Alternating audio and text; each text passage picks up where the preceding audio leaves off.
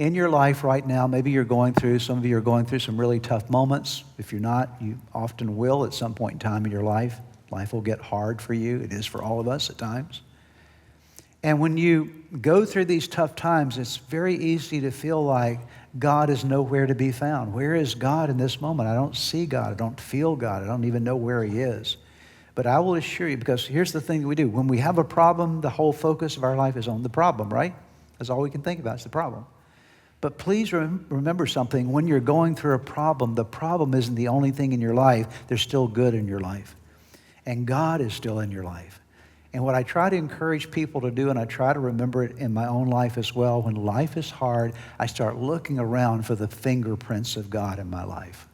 Where can I find something that will encourage me and remind me that God is still present? And one thing I've learned about God, He always leaves some fingerprints for you somewhere in your life. No matter what you're going through, there will always be somewhere a fingerprint that says, oh yeah, I know God is still with me.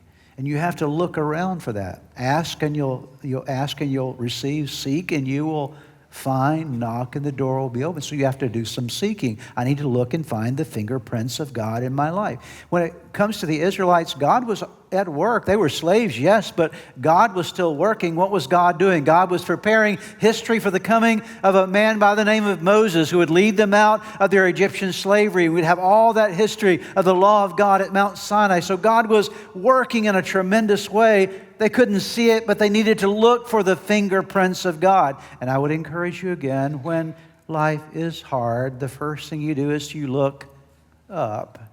The second thing you do is you look in. What is God trying to do in me? And then you look around. Where are the fingerprints of God in my life right now that will assure me and remind me that this problem is not all there is in my life, that God is indeed with me?